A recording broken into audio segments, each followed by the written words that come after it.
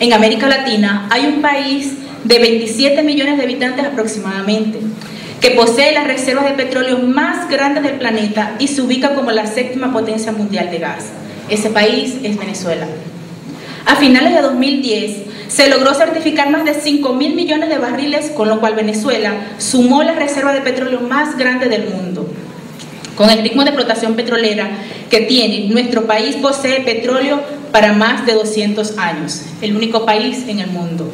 Muchas veces me preguntan cuál es el odio que le tienen al presidente Hugo Rafael Chávez Frías. Me preguntan por qué hay tantas fuerzas internas y externas que quieren salir del presidente. Para entender lo que ocurre en Venezuela, debemos comprender cuál es la importancia de su ubicación geográfica y cuáles son los recursos minerales y energéticos que posee. A los centros de poder les interesa el petróleo de Venezuela, nada más. No les importa quién gobierne, sino que ese gobernante se arrodille. Y el presidente Chávez no se arrodilló. El Caracazo fue un alzamiento de un pueblo que no soportaba más la situación económica de un país. ¿Y cuál era esa situación económica que teníamos en Venezuela? Según el informe de la ONU, entre 1987 y 1994 hubo un descenso en Venezuela del 37% del gasto social, disminución del 43% del gasto en salud entre 1980 y 1994. Según datos del Ministerio de la Familia, para 1997, la población menor de 12 años el 47,3% se encontraba en situación de pobreza y el 21,9% en pobreza extrema.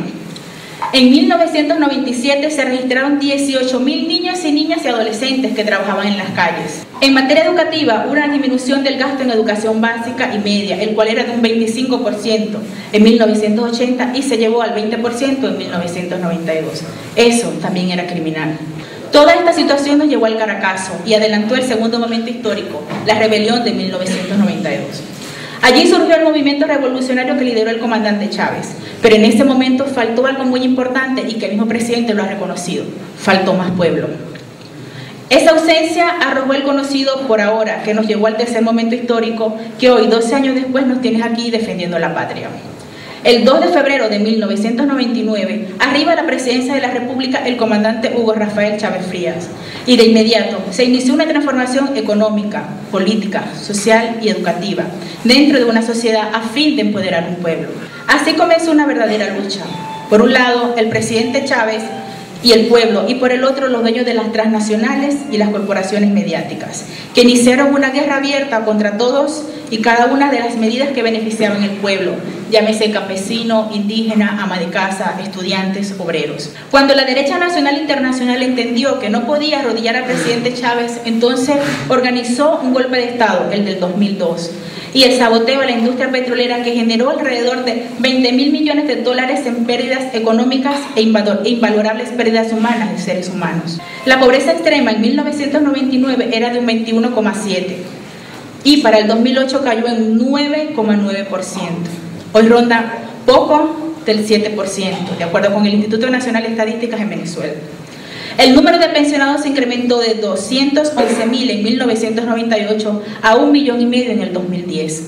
La mortalidad infantil para 1999 se ubicaba en un 25,8% y en el 2010 alcanzó una cifra de 16%. Ahora, Venezuela es otra y es de todos. Hay que recordar que según cifras de las Naciones Unidas, en América Latina, Venezuela es el país con menos desigualdad en la distribución de sus riquezas. El coeficiente Gini de 1997 se ubica en 0,49 y el del 2010 se mide en un 0,38.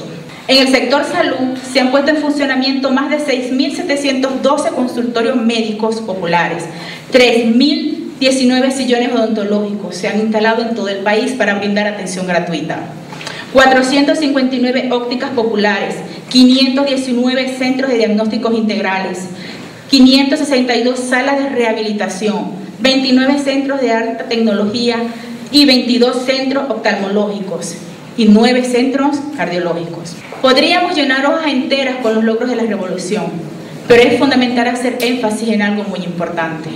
Aunque suene contradictorio, esos logros no son la preocupación principal de la derecha mundial. Lo que preocupa es que triunfe el socialismo del siglo XXI, porque esto representa el mundo pluripolar y multicultural. Luchemos unidos por una patria y un mundo socialista, o nos asesina el capitalismo. Eso es lo que para los venezolanos significa patria, socialismo o muerte. Venceremos. Patria, socialismo o muerte.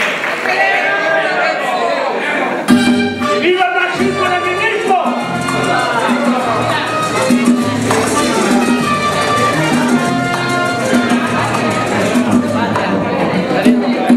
Patria, socialismo.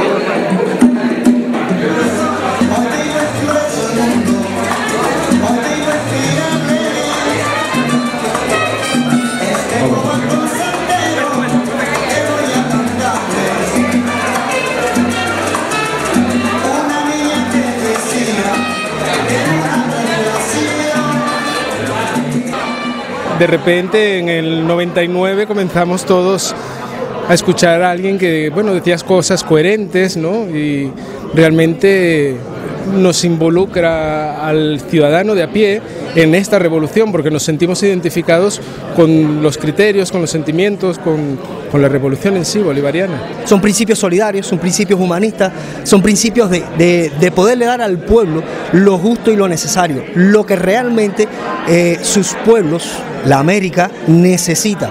No anexionismo, no es dependencia económica de países extranjeros, no es servilismo al imperialismo, no es el estar de lacayos de esa burguesía que se enriquece a costilla del trabajo del pueblo. Los niños en Venezuela, en Caracas, se dedicaban a vender periódicos con 8 años, así, en los semáforos y estas cosas. Hoy en día no se ven. Lo que es educación, lo que es salud, lo que es sanidad, es lo básico, es lo que le podemos pedir a un gobierno. Y eso está progresando, además, no solamente lo digo yo, lo avalan organismos internacionales, ¿no? La CEPAL, la UNESCO. Ya nos sentimos orgullosos de decir que somos latinoamericanos, que somos colombianos, que somos venezolanos, porque pues Chávez devolvió esa dignidad del latinoamericano a sentir, es decir, a no darle vergüenza decir que es latinoamericano, a no sentirse por debajo de los demás. La revolución venezolana tiene tanta importancia para el mundo como la tuvo en su momento la revolución cubana. Ya la revolución cubana no tiene ese papel protagonismo. No, es importante, no lo deja de tener.